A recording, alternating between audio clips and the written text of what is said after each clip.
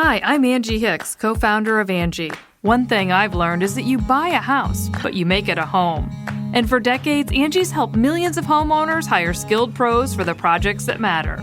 Get all your jobs done well at Angie.com. Damn. The Supreme Court, surprise, surprise, the Supreme Court rules that President Trump has absolute immunity. What? From criminal prosecution for all official acts he took while in office. The vote is 6-3 with all liberals dissenting. Okay, hold on one second, Ashley. This is breaking, and this will go into our first segment. That hurt my feelings. Well, it really goes, it's horrible, Dustin, but it goes into what people need to get out of this segment we're about to record. Because y'all really think it's a game. Mm-hmm.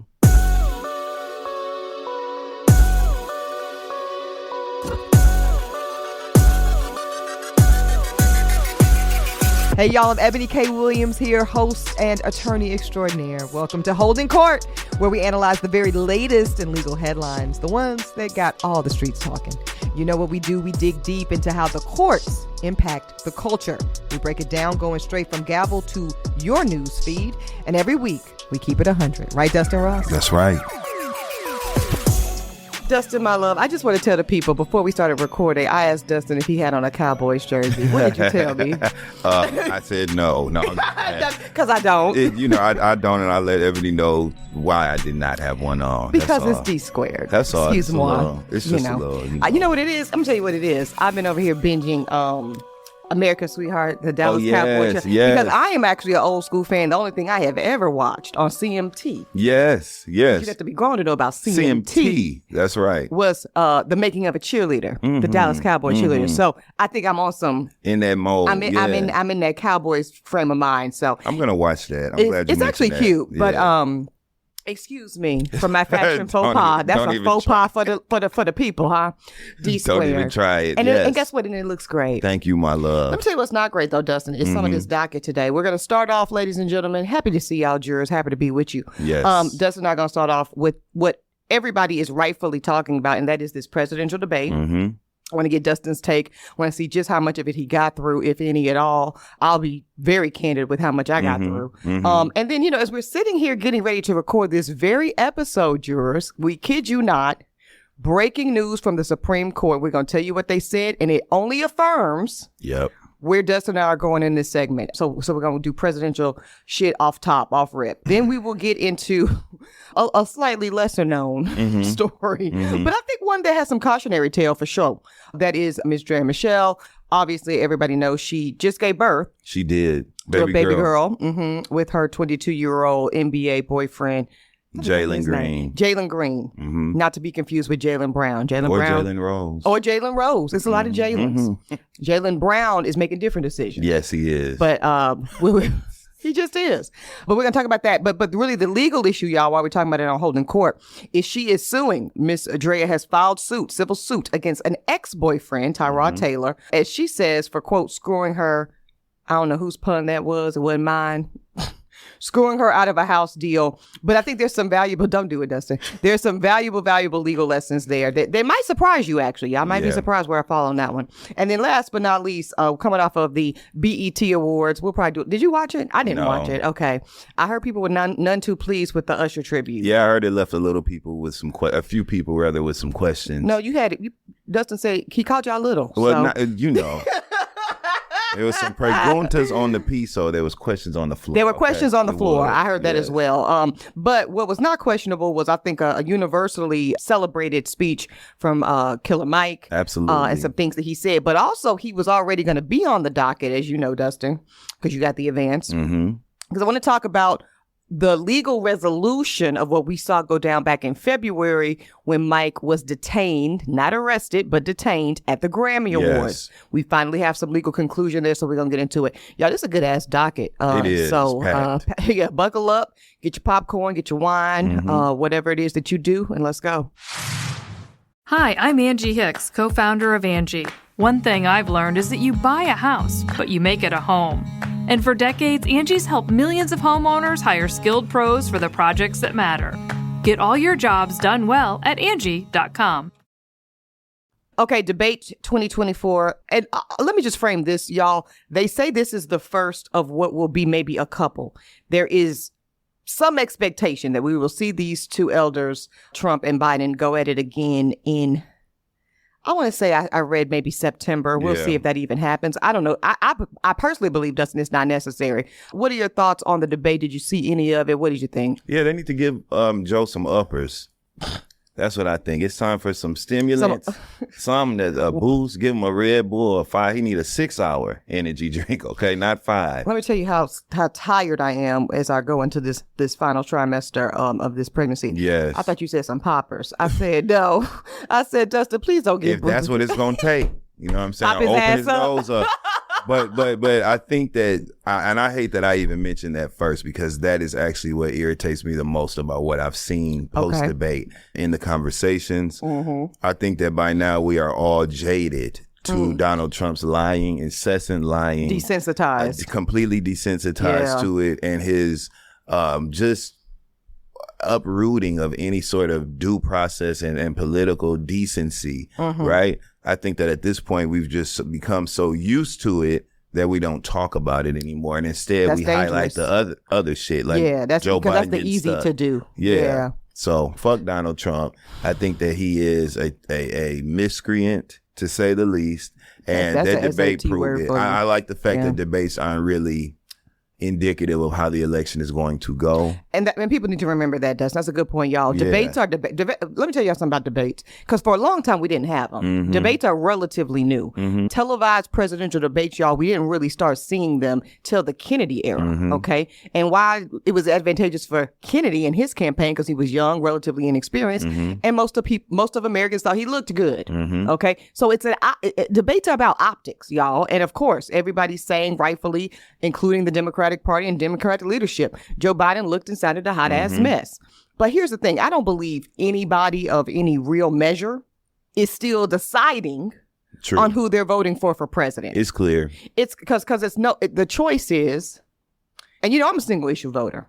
So we can frame it around democracy or destruction, and that's fine. A lot of people are framing it that way, and that's true. I guess for me, as a unapologetic, y'all can talk about all that shit y'all want to. I'm talking about one thing and one thing only: the United States Supreme Court. And let me tell you why it's only about that for me, Dustin. Because these presidents, they come and they go. Every 4 years or 8 years, they're in, they're out. They run the block, they circle back. It's relatively short term, is the point I'm making, right? You know what's not short term? A lifetime fucking federal appointment, right? Which is what not just Supreme Court justice, but every federal judiciary, I'm talking about district level, appellate level, and yes, the high court, the Supreme Court, that is a lifetime. Clarence Thomas has been on that court since he was in his 40s, I believe. You compare his impact, and he's certainly not the longest standing Supreme Court justice by any measure. We've had them much longer than him. But I believe right now he is the most senior and elder of the court, appointed by the first George Bush. When you look at something like that, Dustin, you're talking about 25 years of impact. Not 4, not 8, 25. Let's think about all the decisions that this man has touched, impacted, derailed, imploded. Run it, Ebony. It's important. Right now, y'all, so let's bring it forward. The current Supreme Court, which is 6-3 conservative, just in the past 18 months, really less, but I'm going to be generous here. We've seen the overturning of Roe v. Wade. Huge. Massive. And not just because women want to run out and get abortions, although that would be reason enough. We're talking about the livelihood of things that are given married women, coupled women, the good far-right Christian women, more likelihood of death and dying, as well as their children.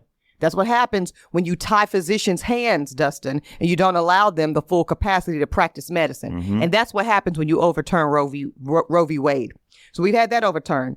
Before we had that overturn, we had the overturning of affirmative action as we know it. Yep. Okay. And some of y'all say, well, I don't give a damn about that. I wasn't going to college anyway. Well, that's good for you. But for many, many, many, many black Americans, we're going to get to black jobs in a minute. And y'all think this shit is cute. I know. I saw Dustin's whole face change when I said that, y'all, and mine did too.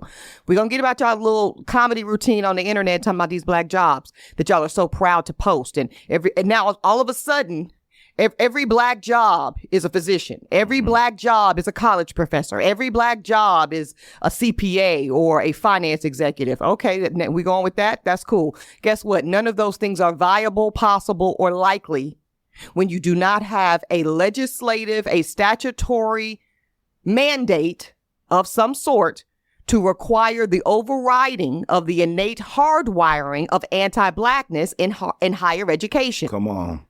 Let me connect these dots. I'm saying simple shit, y'all, but y'all acting like y'all don't understand it. So I'm saying it very plainly, and I'm connecting very important dots. So that has been done by this 6-3 conservative Supreme Court. Okay, we already see it taking place. We already talked on this very show, Dustin, Duke University, rolling back that black scholarship. Many colleges, including my own, University of North Carolina at Chapel Hill, right behind him. So we got Trump to thank for that, because in 4 years, this man put 3 people on the court. 4 years. What you think he gonna do with 8?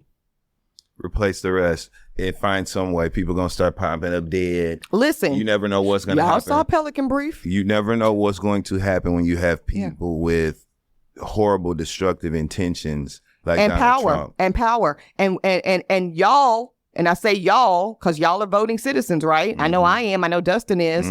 We are the ones that will make that determination. Yep. So we can still sit around and make, listen, I get it. Humor is a form of therapy. I'm never going to be mad at a jokey joke here or there. But this sitting around acting as if Joe Biden's dismal performance, and dismal, yes, it was, is somehow a permission slip to say, well, Joe's in no condition. Joe's a hot mess. Joe had, a freeze moment. Joe had this. Joe had that. We certainly can't elect him. Then go ahead and sit Joe down then. Y'all got it. Sit him down. That argument and see what happens. It's so stupid to me when people make that. You're not just voting for Donald Trump or Joe Biden. You're voting for the far-reaching decision-making that they'll be doing while they're in office. As you can see, he stacked the Supreme Court. People they're being contrarian simply for the sake of, and they think it's cute. They think it's very cute and funny. They think it's you're not being a part of groupthink if you go for Donald Trump. It's a sign of a healthy democracy. That America, including his own party, is calling him to step down. Okay, so let me address this. First of all, when you were reading that on social and probably hearing it in real life, Dustin, Joe needs to step down for the quote good of the country, but y'all got this motherfucker over here convicted of 34 felonies, and that's just now. We're going to get to the outstanding cases, okay, and everything else we know he has done. A rapist. A rapist. Legitimate rapist. A civilly prosecuted, found liable rapist to the tune of $88 million he owes that woman. You're talking about somebody who absolutely was responsible for the most recent American coup there has ever been, January 6th. You're talking about somebody who, let's just run all the receipts, somebody who the courts had to make this man even lease apartments to black people. But y'all talking about how good the administration was to you. Get the fuck out of here. And just last week, when we talk about the gentrification of Harlem, Dustin, when we talk about how hard it is to be able to rent or let alone have access to housing in America, y'all's favorite president is the one that had to be sued in order to make it happen. What are we talking about? Yeah, what are we talking about when you lazy motherfuckers aren't even checking any sort of the most basic research you can do. Basic. So again, he put 3 on the court last term, and even despite any little conspiracy theories that we might be low-key alluding to here, like what do we think he's going to do? He don't actually have to do anything. People are just going to pass. People are going to pass. People are going to retire. So you've got, because Biden was only able to fill 1 seat in his 1 term. When Biden came in that door, he was an appointing fool. He appointed, we have more black, Latino women justices, not just the Supreme, Dustin, all of the federal judiciaries now under Joe Biden than any president, including Obama, including Clinton, including all of them, than we've ever had in life. For me, just on that, if you didn't do shit else, let me be clear. You getting 4 more years from me just to finish the job. For sure. Because it needs to be finished. Because if you don't believe, and I think Lovey has a tweet out about this, several people are tweeting about this, that the next 4 years, because this was kind of a lull when it comes to high court appointment opportunities. He was, quote, only able to put Ketanji Brown Jackson, but her impact is absolutely palpable. We'll get to her on the next episode of Holding Court again. Let me say that again, because she's already had impact. He got 1, and the 1 is impactful. The next 4 years, Dustin, they're going to be vacancies. So it either looks like this. It either looks like an opportunity to get back just a tiny bit of balance, and maybe, just maybe, with a hope and a prayer and a good gift from God. I know what I want the gifts from God to be. If we elect Biden for 4 more years and he gets 2 of those appointments. Let's play the other math.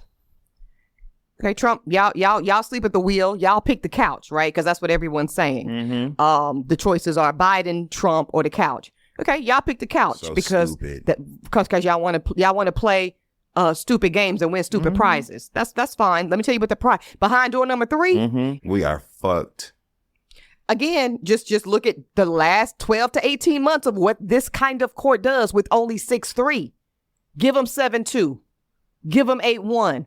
See how it happens. You think we're hyper intellectualizing? Let's prove it to you. Just before we turn these microphones on, y'all, breaking news from this U.S. Supreme Court that Donald Trump created, 6-3 majority. Wow, shocker! Conservative Supreme Court just ruled. Y'all, this was 40 minutes ago. Donald Trump has what? Absolute immunity from all criminal prosecutions and charges for all official acts. Not immunity for unofficial acts, personal acts, but anything he does under the role of the presidency, immune, protected. What kind of that is a literal get out of jail free card, Dustin, for your ass. I know we got to move this along, but let's dig in that, right? Yeah.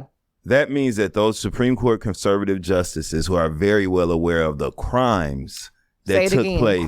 Crimes. Yeah. Violent crimes. Yes, they were. Threats of murder. People were killed, like literally. Yeah. And they were trying to murder and kill elected, appointed government officials that day. That's what they was there for. Yeah. And so that means that those conservative judges know all that, saw all that, and protected him from his dirty ass, short-fingered hands being in that pot. So think about that. Those are the types of people that occupy the seats that are making decisions that will directly impact your life. If you want to put that Handmaid's Tale outfit on, put it on your own time. But I don't want to be a slave. Well, listen, I'm actually not going back. Yeah. So, and here's the other piece, and I'm going to say it because a lot of people won't. Some of us have just enough privilege. We don't have fuck you money. But we got just enough privilege to where if the block gets too entirely hot, we can make a different decision. Okay. We can go somewhere for a couple years, maybe 3, maybe 4, whatever it is. Maybe come back, maybe not. Okay. And that's why there is a class of Black Americans having that conversation as we speak, are securing 2nd and 3rd passports. Yep. You better know it. They're in my group chat. Mine too. I know they're in yours. I know they are. I know some of them. I know who some of the individuals are. You do. But what we know is the vast majority of our Black brothers and sisters in this nation don't have that privilege, Dustin. They don't. And they're some of the main ones. And they're some of the main ones. Speaking the loudest about this stupidity. God. Yeah. Oh my God. They're going to be literally looking stuck on stupid, just like they tried to say Joe Biden was looking during that debate. Yeah. They're going to be looking just like that when they find out they don't have nothing. Let me tell y'all something about this framing that a vote for Biden is a reward for Biden. This ain't the fucking BET Awards, y'all. This is not the Oscars. This is not Miss America or Miss USA. This is your life. This is not a vote for Biden to reward Joe Biden. Let me tell you something. Joe Biden gonna die rich, comfortable, warm, and fed. With or without your vote. This man is 81 years old. So for all of that critique, and he's too old and he can't do the job, it really ain't nothing to Joe Biden on a personal level if we want to make it about that. This man has already accomplished more in his lifetime than most of us could ever hope for. He is what we call set in the South. You ever you set. Set. This man is set, as well as his whole progeny, convicted son, Hunter, and all. You better believe it. Fox News, by the way, that just came out today too. Oh, is he? Yeah, I know he's trying to get a new trial too, and I don't know why the NRA is not showing. We'll get to that. We're gonna get to that. Another episode. Yep. You know, because Second Amendment rights, right? Hello. Anyway, your vote for Biden is not to celebrate or reward Joe Biden. And I think a lot of y'all believe that, and you need to get that out your head. The vote for Biden, fill in the blank. You are voting for a slate of justices that will control housing, healthcare, education, and every other major ecosystem of socioeconomic, political life. Yes. You know what I got to do when it was time to decide around healthcare, Dustin? I was able to go to the market, look at the Obamacare plans, see if one piqued my interest. If it didn't, I was able to go buy a private healthcare plan. That is the epitome of privilege. Mm-hmm. How many of you can do that? And if you know you cannot do that, or even if you can, you know most people you know cannot do that. And that's the part right there. You know most people cannot do that, y'all. I know most people. So now what are we doing? Yeah. So that's it. I think that's as plain as we know how to say it, and y'all. That should be important to you no matter where you fall on that spectrum of opportunity, right? Correct. Like you should be concerned for the people who do not have that option. And you should be trying to ensure that they are given the best care that they can get. And you do that by voting and putting the decision makers in position that should be. And when we say decision makers, again, y'all, you're missing it if you think we're talking about Joe Biden, the man. No. We're not. And we're going to get just a minute. We're going to spend just a minute on this theory of sit Joe down and put up another Dem. What? How many days out from the election? No. We gonna hold it. Okay. Fill in the blank decision maker on the Dem blue side. And this is coming from me, who's not even a card carrying Democrat. You look at my voter registration that says independent, much like Destiny Child. Okay. Same thing. But I know what I know, Dustin. And if I say I love black people, you say you love black people. Jurors, y'all are listening. Y'all say y'all love black people so much, vote like it. It's not about Joe Biden. It's not about being a Dem first and a this, that. And I'm so tired of that contrarian kind of hotep argument. Are you black first or are you a Dem first? Get the fuck out of here. What I am is very clear on the policies that make life as a black American more tolerable, more sustainable, more doable. And you have yet to show me any conservative candidate at the top of the ticket that is advancing policies that make healthcare more affordable, housing more affordable, education more accessible to the children of black America. When you show me that conservative candidate, I will be the first in line to vote for them. It's God knows I will. It's God that simple. That's why I'm an independent. I reserve the right to make a clear and independent decision about those topics that govern black life in America, because they govern every life in America, y'all. Now, let's talk about let's get Joe out and putting Newsom, Buttigieg, or Gretchen, or okay. What's your thoughts, Dustin? Before I get riled up, we don't have time for all of that. Those are my thoughts. Right now, we need to focus. Oh damn! I thought you about the show. I was like, okay, well, we can move on in the agenda. I was like, well, damn. Well, let's get to Draya then. Well, shit, excuse the hell out of me. Shit. But that too. But we don't have time for switching it. Up. Hey, we don't have time for all of that. No, we don't. We don't have time to make anybody feel better about where things are right now. It's time to go into action. And the way that we do that is by unifying our effort, cleaning house, you know what I'm saying, of all of these deplorable people that are now at the gate, literally trying to tear open the gates and have a battery in their back right now, by the way. Yeah. I mean, and let me be clear, y'all. What Dustin is saying when he says we don't have time for it, he means it literally. I want you to look at your calendars. The day of recording for this, y'all gonna get this in 2 days. We're in the first week of July. In the next 30 to 60 days, we have conventions where candidates will be formally nominated. After that point, politically speaking, it's a point of no return. So and then the election, y'all, it's in November. Y'all, we're talking about less than 4 months. We're talking about no time for real. And you name to me, tell me Gavin Newsom, tell me Wes Moore. Shout out to Governor Wes Moore in Maryland. Black man, beautiful black family. We all still have, I think, extraordinary optimism around what he can mean for Maryland and potentially what he could mean for America. I, for one, am certainly wide open to a conversation about the long-term possibilities of Wes Moore. We should absolutely be having that conversation right now. Definitely. For 2028. Because what I know for sure, Dustin, is not Wes, not Gavin, not Gretchen, and not VP Kamala Harris are positioned to get more votes than Joe Biden in the following states. Because, see, you know who's talking about sitting him down and running those kind of candidates? New Yorkers, people in California, you know, people that are in high octane coastal elite spaces. Because though, like you said, they make us feel better. We get more excited around Westmore and his beautiful family and his, you know, great track record of narrative. We get more excited around Gavin Newsom because he ain't bad to look at. And, you know, let's talk about Arizona. Let's talk more about Pennsylvania. Okay? Because those are the states, y'all. Again, this is not a popular vote election. It never has been. It's an electoral college election. And those are the delegate-rich states that the candidate on the Democratic nomination side has got to win. In order to win the presidency. Y'all, please stop acting like we don't go through this every fucking 4 years. Last thing, these black jobs. I'll let you go first. You have the I yield my time, Mr. Ross. Okay, number one, this is our new gift from Donald Trump, right? Of the thing to be most offended by in the moment, right? Right, because it's taking the place for me of the calling for the execution deaths of 5 innocent men of color. But go ahead. So this is the new one. If you don't know about that, look up When They See Us on Netflix. Absolutely. But yeah, just another thing in his arsenal of racially offensive, blatant, hidden in plain sight racism, you know, and comments that reflect that from him.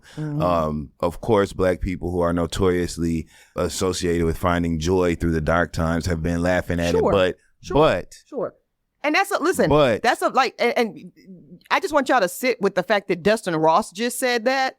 And this man, in part, is a comedian for a living. Yeah. Like who doesn't? I mean, you did a whole TED talk. Yeah.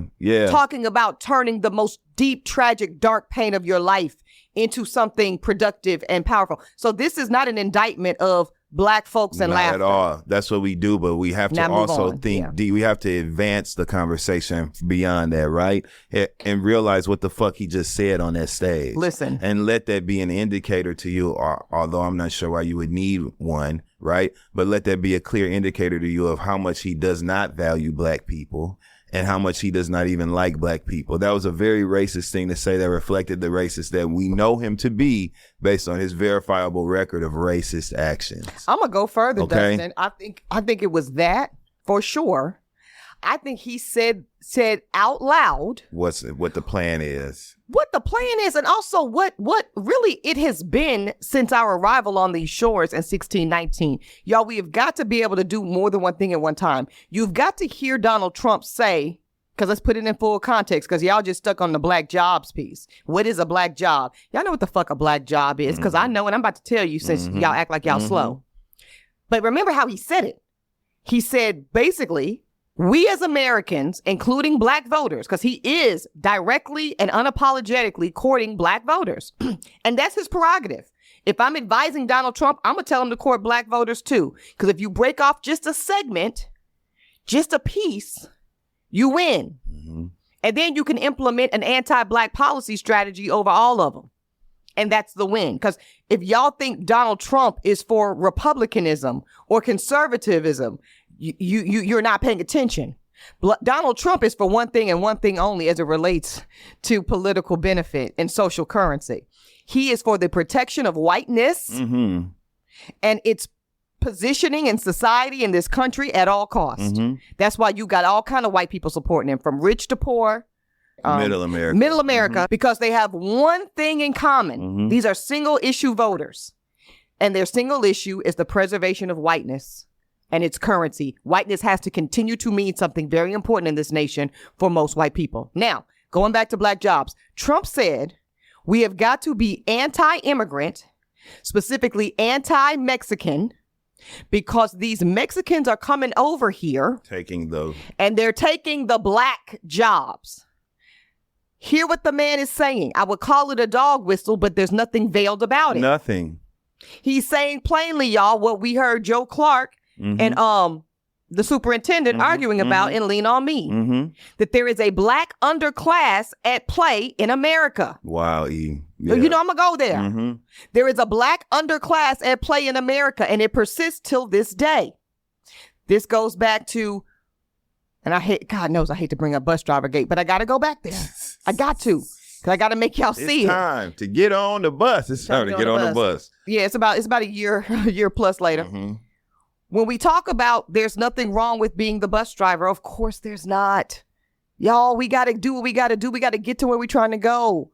Our mamas, our grandmamas, some of us today are in these jobs, and they're respectful jobs. Absolutely. They earn an honest living. Ain't nobody shitting on being the bus driver. Not at all. Nobody's shitting on being any blue collar sector of America.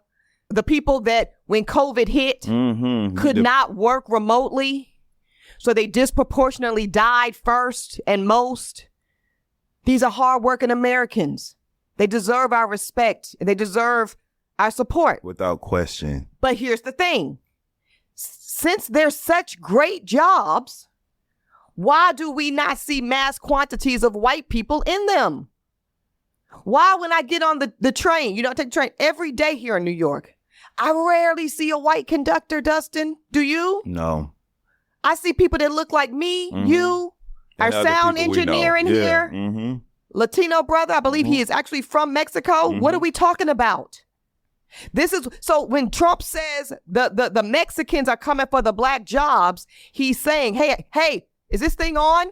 He's saying, hey, subsidiary, marginalized, second class America, aka black folks, I'm talking to you. This is my pitch to you. I'm trying to protect those medium to low paying jobs that are reserved for you. I'm trying to protect those highly dangerous jobs in construction for you. All the things, getting your hands dirty that white people feel that we are above. And that's why we brought your black asses over here to build this country for us, because we certainly weren't going to do it. That's why at first there was a time when the Republican Party was very pro-immigration. I'm old enough to remember it. Why? Because they weren't going to pick those fruit trees. Those are black jobs. And when they stop being black, when they still are black jobs, and Trump is fear-mongering among some of y'all right now today and saying, let me protect those black jobs so black people still have something to do with themselves and can still feed their families and keep these Mexicans out. So, but now all of a sudden, because it's funny, all we're seeing are the black dentists and the black surgeons and the black attorneys. And some of y'all have taken these Obama clippings and, oh, look at this black man going to his black job. Y'all stop being stupid and feeling yourself. We done had one damn black president out of 46 at this point. And y'all talking about this, the presidency is a black job. It's not, and you won't be able y'all to look have stupid. Any job. You won't be able to do anything. They're going to make it impossible for you to even get the type of education you need to have a profession. They're already doing it. Look at it's already done. This is what's happening. It's happening right now. So that is what's happening. We won't even be able to have the aspirations or the goals of having a professional career in medicine. Yeah, the professional class of blackness that we have been able to build over since we've had affirmative action. It's being undone in real time. So they slapping our hand and saying, all right, y'all had a little bit. Y'all maybe had 10 to 15% of a black professional class. Get the fuck out of here. Take y'all asses back and do them black jobs like we bought you here for. And that's what they're saying. Let's not even talk about the homelessness that they just the being homeless and how they just made it criminal and Supreme what they plan on doing with those people. Yeah. That they can now criminalize and charge criminally for being unhoused. What you going to do with these people? Yeah. What do you think how do you think they're going to land? And by the way, what's the proportionality of unhoused, quote, homeless people in America, black to white? Take a guess. Take a guess. Motherfuckers better wake up, man. But you better know, if y'all sit on the couch or y'all try to punish Joe Biden for being old and not doing enough for black folks by staying at home or voting for Trump. Or writing in Harambe. Or writing in Westmore or writing in Kamala Harris. All right. Congratulations for yourself. And I guess fuck everybody else that's black coming up behind you, because that's really what you're saying. Okay. We're going to move on now to Draya Michele, for real. Hi, I'm Angie Hicks, co-founder of Angie. When you use Angie for your home projects, you know all your jobs will be done well. From roof repair to emergency plumbing and more, done well. So the next time you have a home project, leave it to the pros. Get started at Angie.com. Right. lots of discussion about Draya. I don't want to spend too much time on the piece, the messy piece, but we got to address it. Mm-hmm. Big overall thoughts on 39-year-old Draya having a child with, and still very much being in a relationship with 22-year-old Jalen. Which one is he? Green. Which color is he? Green. Okay. Because Draya said it's green. Hello. Listen, the optics are what they are. I think that we often see that sort of difference in age in relationships where the man is the older person, and the woman is younger. Yeah. This is new for a lot of people. And hey, they're consenting adults. And they are. Very much grown, doing what they need to do. I think that it becomes a little dicey or gray when you think about the fact that he's the same age as our oldest kid. Mm-hmm. And so that makes it a little weird and gross when you think about it, right? But for him, you know, as a guy, he's making choices, clearly. She's a beautiful woman. She's successful in her own right. She is. So there is something to be said for him picking a good partner. You know what I'm saying? Yeah, and we'll see how long the partnership lasts. And I hate to be pessimistic like that. But and also, he just, not 6 months ago, had another daughter, right? By another beautiful woman. So anyways, you know, to me, it looks like wealthy people doing what the fuck they want to do. Doing what they want to do. And that's it. And that's all. And it's not my business. Now, moving on to something that is on our docket of business. Draya is in litigation. Draya Michele has filed a civil lawsuit. She's taking her former boyfriend, Tyrod Taylor, another athlete, I think NFL. Football, yep. To just like you right now. Okay. So stupid. All right, let's talk. That's it. You said you called yourself a tight end. I'm not. Somebody called you a corner. Okay. I'm gonna go ahead with it though. Draya is suing Tyrod Taylor, y'all, for this. This is interesting. It's a breach of contract claim, right? So Draya is saying this. At one time, Draya and Tyrod were in a romantic relationship.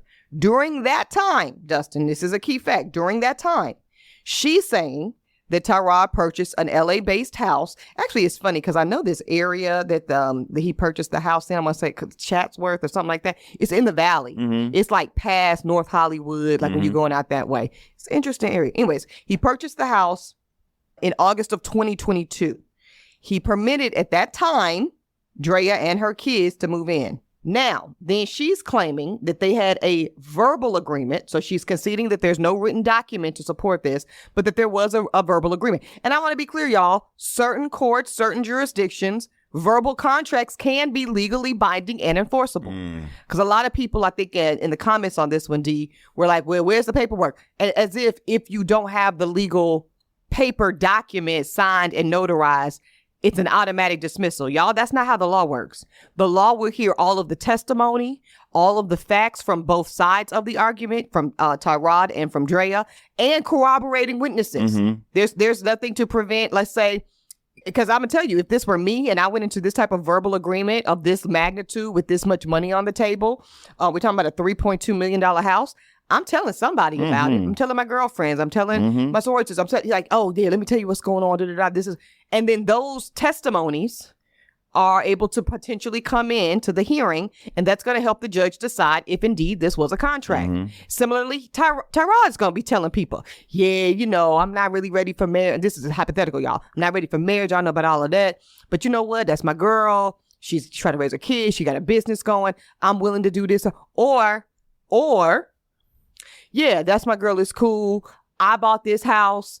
I'm in position to do this, and I'm going to let her stay there. See how the difference and how those two land? So we're going to let it play out, or at least the courts will. Now, she says that she was in this verbal agreement with him. He's 34, so a little bit more age appropriate, just so for those that are doing the math.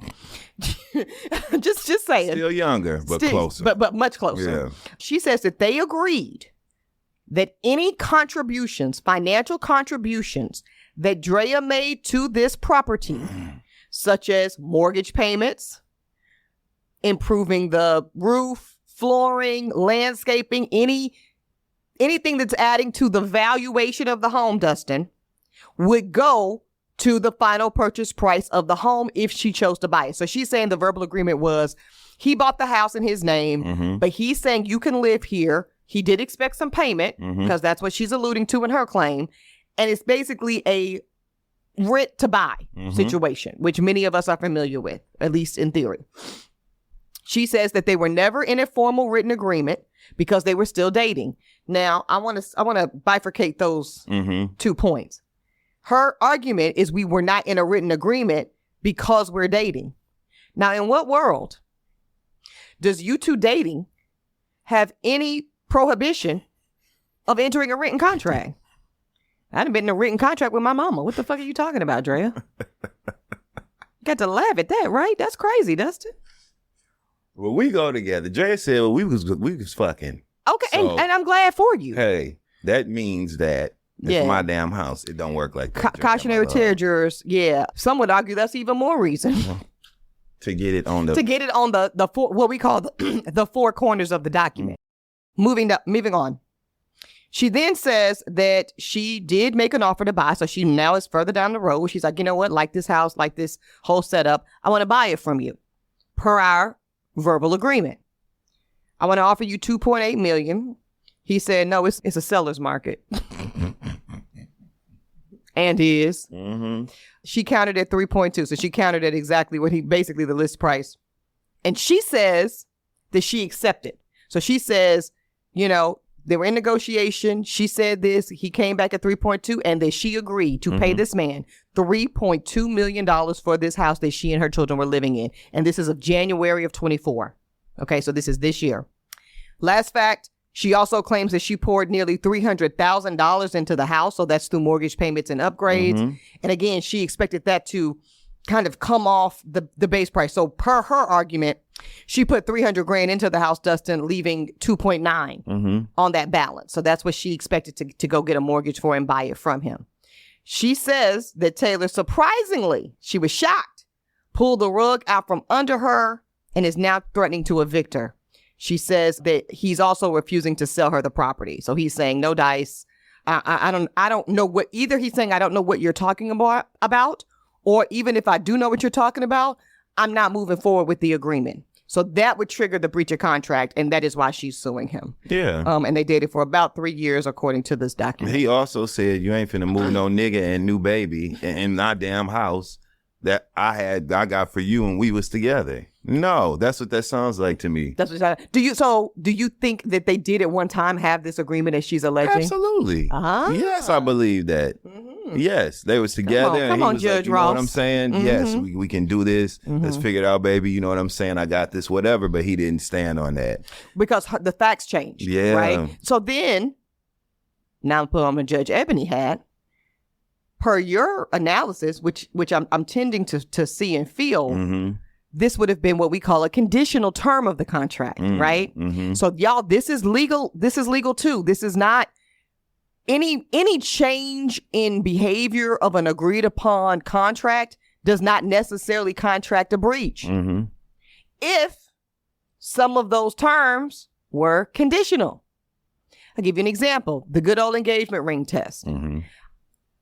Dustin gives me a ring under the condition that we're going to get married.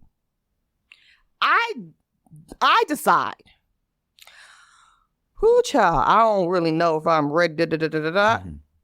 I don't then, under most state laws, get to keep that ring because one of the conditions of me receiving and continuing to maintain ownership of that ring was the condition of marriage. And now that I've made a decision to move the needle on that disrupts the whole contract. My damn ring back. All right, baby, you can have it. And for the record, I did give the ring back in the engagement that I broke a few years ago. But I should have kept the motherfucker. Anyway, I digress. So that's what y'all need to know. Per what we are speculating, we will know more on this soon, I'm sure. But it is very likely that is what Dustin said, y'all, that they had a conditional term of this contract that says, as we are in this relationship, I am so willing to offer you possession of this house, the opportunity to potentially buy this house from me and build to your asset collection. Because I have to believe Draya, like you said, she's very successful in her own right with her swimsuit line and her businesses, her television appearances. Draya's, got to have a few million laying around. And I'm sure she also owns other properties, one would hope. So he's saying, I will allow you to buy this from me, build your wealth accordingly as we are in this relationship. So that's the massive term of the deal. Draya has obviously decided to not just move on. She's decided to publicly move on. Mm-hmm. in a very real way, have a whole child with this new younger man. Mm-hmm. And it's very possible that Tyrod is saying, well, that blows up the whole deal. And it's also very possible that a judge would agree with him. Mm-hmm. So I think that we've kind of figured this one out, probably. I believe that there might have been a contract. I wasn't really sure. I'm interested, Dustin, in your take, because I wasn't so convinced that there was a real deal. I wasn't. And again, only corroborating testimony and other facts will let us know if there was, because we don't have a document. It could have been just pillow talk. It could have been pillow talk. You know? Yeah. Or a general, unspoken sort of thing. Or so vague mm-hmm. that his intention could have been, I'm offering you to stay with me. Mm-hmm. And although I'm not here very much because I'm on the road at this many games, she could have construed that as, oh, well, I thought this was my place because you never here. He like, nah, I don't know where you got that from. This is still very much my house. You stay. It's kind of like the Cam Newton lawsuit we covered, where in Cam's argument is that it was always his Bentley that he permitted Kyra to use, one of his, the mother of his, I think, 4 children. And she's saying, no, this was a gift to me under the condition of our relationship. She never broke up that relationship. Cam decided to move on. So she's saying I should get to keep my Bentley. And he said it was never yours to begin with. So it could, I think either one of those two could be viable here, Dustin. Either this man is saying, I never promised you this house.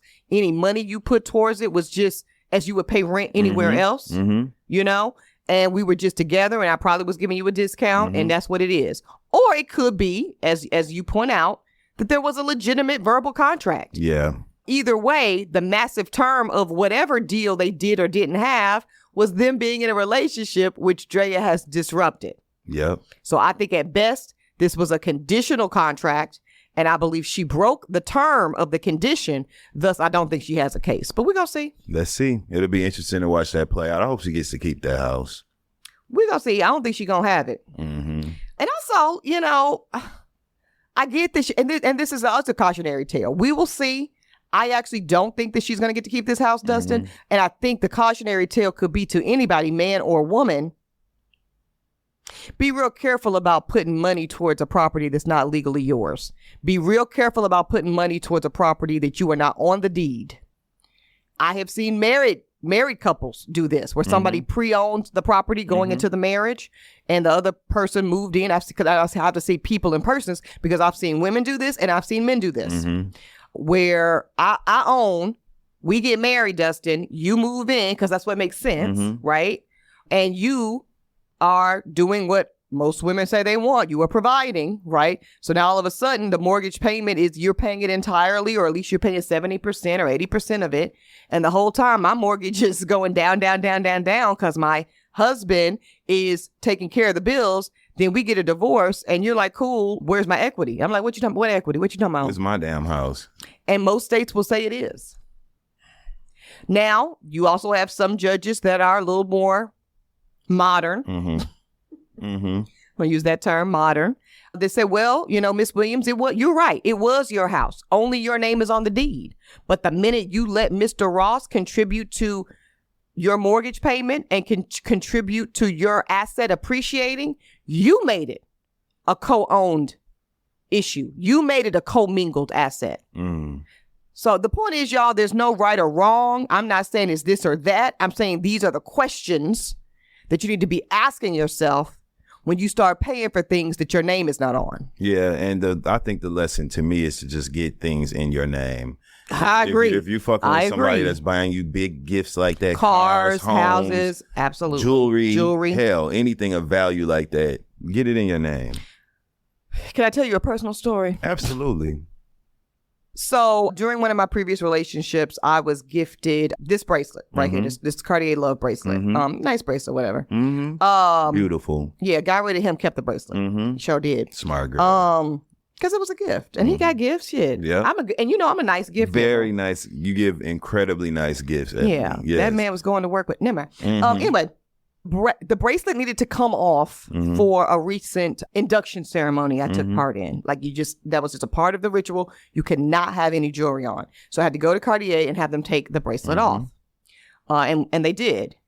And then there was, when they took it off, they damaged the bracelet because, you have to screw it. Mm-hmm. So there was some slight damage done to the bracelet. And when we went to repair it, you got to go through the registration, these types of, high-end jewelry thing, the profile. And they literally have serial numbers, as you know. And anyways, long story short, when we trace this back, it's not in my name because I didn't buy it for myself. It's in the gentleman's name. So there was a whole shit show around reallocating possession of the item, especially with him not at the table. So it's me. So I got it done, right. as you see. You see where it's at. You see where it's at. But it's a good small example, y'all, of Dustin's principle of get shit in your name. Any asset of any sizable proportion, you want to make sure that you in your individual capacity are connected as an owner, even a co-owner on the asset. That goes for fine jewelry. This goes for art. Some of us go abroad and you buy pieces that are $10, $20, $50, $100,000. It happens. Make sure when y'all checking out, the checkout line, I'm dead ass serious. Go ahead and throw your name up there. Go ahead and throw your address up there. So that way, when you go to sell that art, this is stuff people are listen. All right. I done told y'all. We're going to move on now. You can host the best backyard barbecue when you find a professional on Angie to make your backyard the best around. Connect with skilled professionals to get all your home projects done well. Inside to outside, repairs to renovations. Get started on the Angie app or visit Angie.com today. You can do this when you Angie that. Killer Mike having a fantastic moment last night. He won at the BET Awards. He's having a fantastic year, really. Great album. Great album. Won 3 Grammys. Absolutely. Just this year. Fantastic. Congratulations to Killer Mike. Now, he was arrested. No, he was not. That man was never arrested. Yep. That man was detained. And I told y'all then it's different. Because I, too, have been detained. It's just like flunking in school. You just get held back. Yeah, you just get held back. You really just get sent to a room. Yeah, that's it. Really all it is. It's different than arrested. Killer Mike was detained earlier this year at the Grammy Awards at the Crypto Center, formerly, for those of us that are a little bit longer in the tooth, Staples. Ain't nobody at crypto.com or anything. Nigga, it's the Staples Center. It's the Staples Center. It's the Staples Center, and it's probably going to turn back to the Staples Center in a minute when this crypto shit is over. Thank God. But go ahead. So he was out in L.A., was detained during his historic Grammy win. It was kind of like a real bummer, like way to, kind of shit on a historic, beautiful evening. But the charges, y'all, again, were misdemeanor battery after he got into we'll call it a little scuffle, little confrontation with an overzealous security guard. Now, fact working in Mike's favor, we just saw what happened was that Can? The lady on the steps. Yes. So a lot of these security guards getting beside themselves. They are. So I could see a scenario without seeing the video of Mike having to check him, relax somebody. Yes, absolutely. Anyway, altercation took place according to Killer Mike over which door him and his team could go through. And I'm just believing Mike here. We've been in those. You know how that goes. Yeah, we've been here. We've seen that energy before from security personnel. Yeah, just too excited to have a tiny bit of authority, and now you're gonna act a fucking fool and detain this man. Anyway. It goes through the process. Los Angeles City Attorney's Office said in a statement on Thursday that Mike, quote, successfully completed the office's hearing process, including a community service requirement that was imposed. I'm going to tell you what that means legally in a minute. That's what caught my eye about this story. Killer Mike was then escorted in handcuffs. Again, this is just a part of the detainment. He's not arrested. To the Crypto Center arena, and yeah, that kind of went away. Again, he was never arrested for any crime. Court documents show that he was never charged with an incident. I keep repeating that, y'all, because the headline would have had you believe that this man was arrested. He never was. And somebody would say, well, if he wasn't arrested, why does he have to have a court hearing anyway? This is the jewel of why this is on the docket, and I want y'all to know this. Sometimes this is a situation where this is basically a deferred prosecution without having the necessity of starting from a place of arrest. So there is no dismissal normally in deferred prosecution, y'all have heard me talk about on the show. It's one of the reasons I started holding court. Deferred prosecution is a great tool within the criminal justice system that allows many people, especially many people that look like us, to avoid a criminal record of any kind. I've seen deferred prosecutions for misdemeanors. I've seen deferred prosecutions for felonies, depending on, okay? Especially when they're nonviolent and especially when you're a first-time offender, where you get to do community service, as we see here with Mike. Sometimes it's an anger management class. Sometimes it is a drug treatment program. You complete the terms that the court or the district attorney's office lays out, and then your case, because normally you are arrested, and this is a part of the resolution, is dismissed. Mike don't have to get shit dismissed because he was never charged with anything. But it's still, you guys are hearing the facts sound similar, right? It's still a diversion process of some sort, but it is preliminary to an arrest. Versus, I bet you if they'd had that hearing and Mike and his team had refused the community service, that's when things get dicey, and it wouldn't have surprised me, Dustin, if at that point we saw an arrest come. Yeah. Because they could always bring those charges within their purview, within their discretion.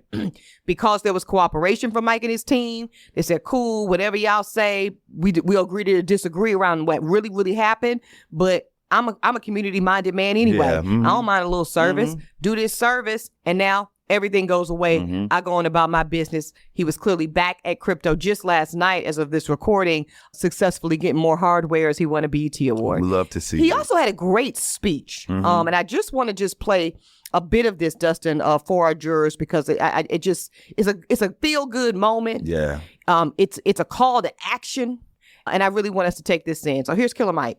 Technically, I was not supposed to be here.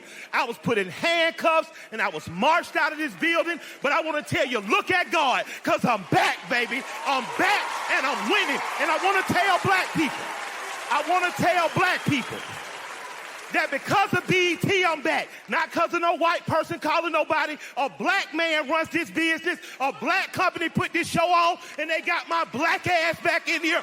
Thank y'all. And I'm going to end. I wrote a lot off, but I'm moved and compelled to say this in this moment. A lot of people going to say, who was he? Who is he? Why did he get it? I am a representation of one of the finest things God has ever made, and that's one half of the black family. Black men and women, I am you. Whether you young, whether you're old, whether you like me, whether you don't like me, I am absolutely you. And this win is absolutely ours. Now, little business before I got out of here. They're going to tell you who we vote for is important, and it is. Who we vote for on the big stage is important, but it's more important you know who your city council person is, who your prosecutor is. And if you don't like the people running, run your black ass to the poll and run yourself. Thank you, BET. I love you and good night. All right, y'all heard the man. That's it. That's all. We are, he is us. We are him. Yes, we are. We all say we love black people. Well, most of us say it, child. Not everybody, but most of us do. So I think the lesson for this episode of Holding Court is let's act like it. Let's do that. Let's just act like it. Let's vote like it. Yeah. Let's speak to one another like it. Be led by that. Let's be led by blackness. That. By our love for blackness. And per that, Dustin Ross, our love for ourselves. That's right. Damn it. Because I'm black. Very. Black. What did T.S. Madison say? Dark skin. Brown skin, beige, fluorescent beige, bitch. I'm black. We black. Listen, my name is Eboni. Come on now. I done told y'all. Stop playing. And my name Dustin. I don't give a damn what nobody say. That's black. It's, did you used to hear that growing up that it was a white boy name? That's interesting. I fought for it, tooth and nail. Yeah. I ain't gonna hold you. I did know like 3 white Dustins. So. Until you met the black one. And the black one is the best one. The black one is the best one. Let's be clear. All right, y'all. We cutting up. Thank you, jurors, so much for being with us for this episode. It was a long one, but it was a good one. We thank you for staying with us. In the meantime, y'all stay safe. Keep the faith and always do what, Dustin? Read your terms and conditions and get your name on the paper. I was going to say just like a good black man would and should.